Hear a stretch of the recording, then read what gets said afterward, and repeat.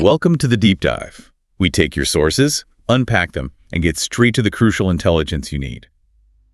Today, we're diving into a really striking financial paradox. It centers on Ronald Perelman, our mission, to figure out why a billionaire, someone who once had, nearly $20 billion? That's right, close to it. Why someone like that suddenly sells almost $1 billion of incredible art. Picasso, Warhol, Basquiat.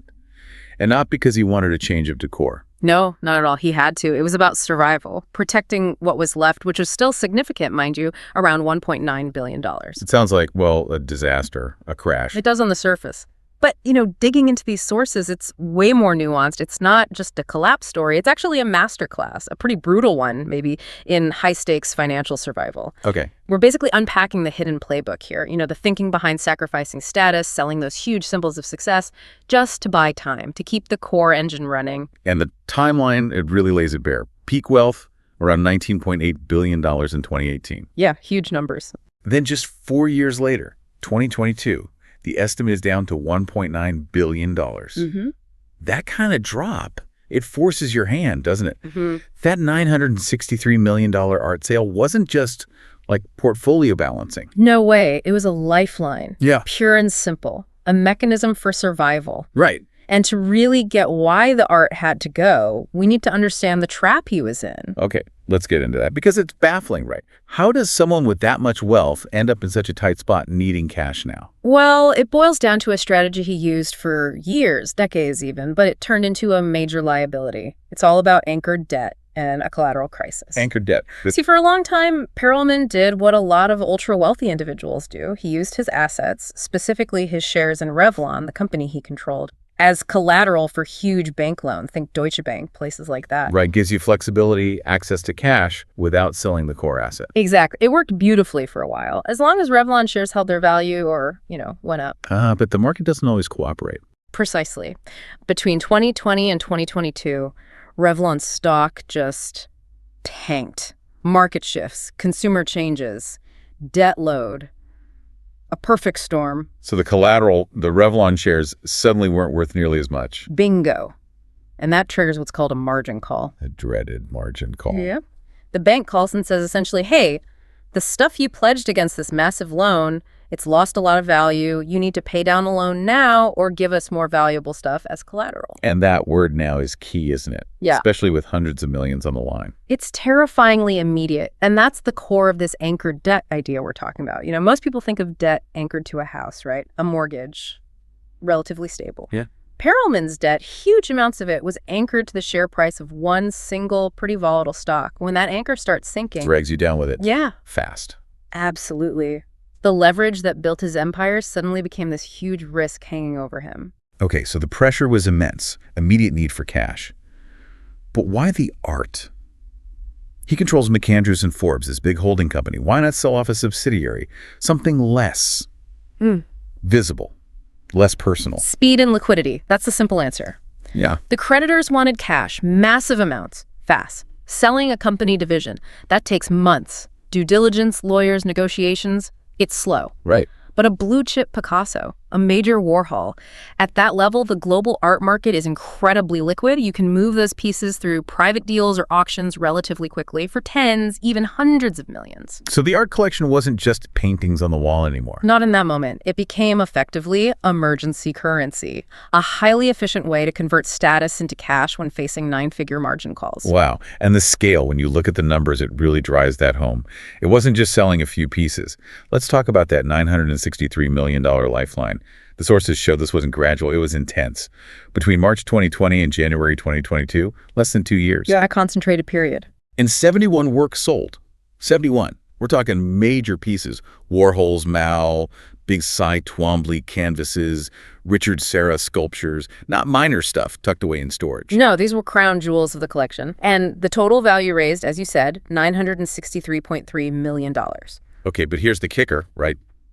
Where did that money go? Almost all of it. The sources confirm $910.3 million went directly to creditors. $910 million. Yeah. So let's be clear. This was art being used almost dollar for dollar to pay down debt under extreme pressure. That distinction is critical, isn't it? It wasn't about refining his collection or changing tastes. It was a financial necessity. like a general burning baggage wagons to save the army. That's a good way to put it. And the irony there, it's pretty stark. Yeah, talk about status irony. For years, these artworks screamed power, taste, permanence, hung in his homes, his offices, symbols of an unshakable empire. Cultural capital. But the moment the financial ground started shaking, those same masterpieces, Basquiat, Picasso, Warhol, they instantly became, well, just really valuable, tradable assets, emergency cash. It's a real wake-up call, I think, for anyone who thinks art is somehow above finance or that it guarantees permanence. This fire sale proved at the highest level that when you desperately need liquidity, art is one of the most tradable forms of wealth. Not a sacred relic, but a financial tool. He literally sold pieces of his public identity as this major collector. To buy time, to keep the main engine running. Which brings us neatly to the strategy behind it all. The calculus of survival, as you called it. He sacrificed nearly $1 billion in art. What was he trying so desperately to protect? Okay, this is where the strategic thinking comes in. The art sale was essentially a firewall. A firewall, okay. Yeah, the logic is sacrifice the non-core assets, even if they're valuable and prestigious like the art, to protect the absolute foundation of the empire. The trunk, let's call it. Following that old rule, cut the branches, save the trunk. Exactly. You have to cut deep sometimes, but you never compromise the core that allows for future growth, future recovery. So if the art collection represents the branches, what was the trunk he refused to cut? Primarily his main investment vehicle, McAndrews and Forbes. Right, the holding company. That's the real engine. It's existed for decades, controls stakes in various operating companies. It's the infrastructure for everything he does financially. The art looks good, but M&F is where the power resides. So sacrificing the art protected M&F. And also, interestingly, he fought to maintain a stake in Revlon itself. Even after it filed for Chapter 11. Yeah. Because Revlon, like it or not, is intrinsically linked to his legacy. He's the 80s corporate raider who took it over. Losing control of M&F and completely losing Revlon, that would have been like erasing his entire financial identity. Okay, that makes sense. But I still wonder, couldn't he have sold, say, a smaller company owned by McAndrews and Forbes, something less splashy than selling Picassos? Would that have attracted less negative attention? It's a fair question. But remember, speed and control. Selling a subsidiary is complex. Valuations, negotiations, potential impact on the rest of M&F. It takes time. Probably too much time given the margin calls. Ah, right, the immediacy factor again. Exactly. And art, especially at that level, has a relatively clear market value. You can transact much faster, get the $900 million plus needed without dismantling the core structure of the holding company itself. So it was about minimizing structural damage to the engine room. Precisely. It was selective survival. He gave up the beauty on the walls, the public status symbol to keep the financial machinery intact, to preserve the possibility of a comeback. You can't make moves like this, selling off that much high-profile art without everyone noticing, which leads to the aftermath. The long game, influence, resilience, because the headlines were brutal, weren't they? Billionaire yard sale, that kind of thing. It definitely tarnished his image, made him look vulnerable. Oh, absolutely. The financial press jumped on it, analysts dissected it. It became this viral story highlighting the fall from that $20 billion peak. But here's where it gets interesting. That's not the whole picture, is it?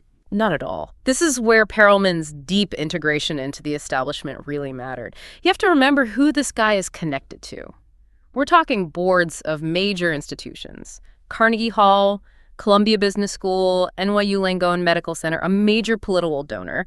These aren't just names on a list, they're powerful networks. Right. Influence. And that influence acts as a kind of buffer. It doesn't stop the financial reality, obviously, but it shapes the narrative within those elite circles.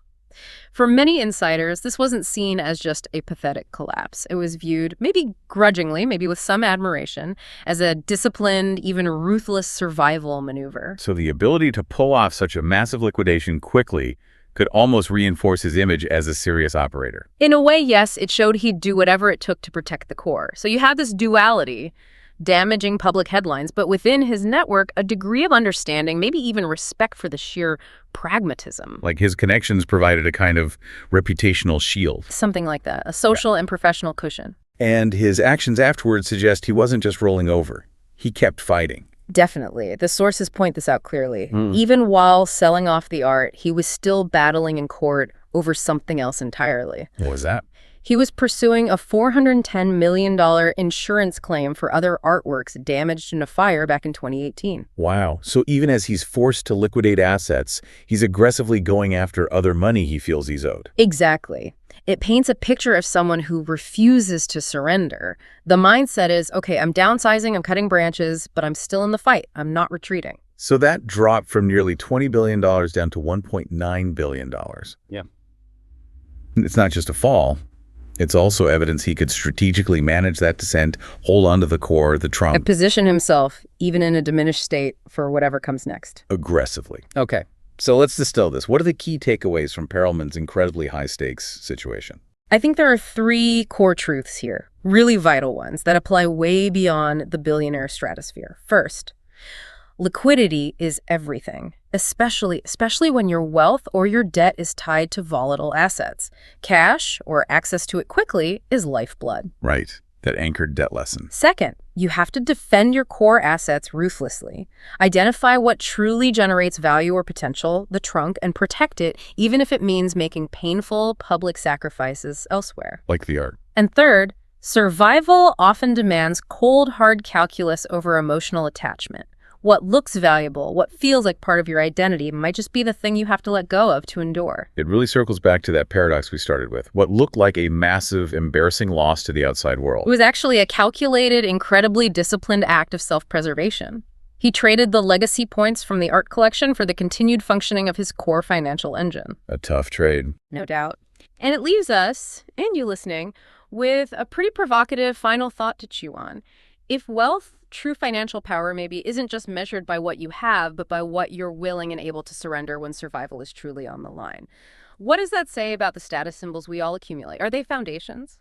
Or are they just, really valuable emergency currency waiting for the margin call?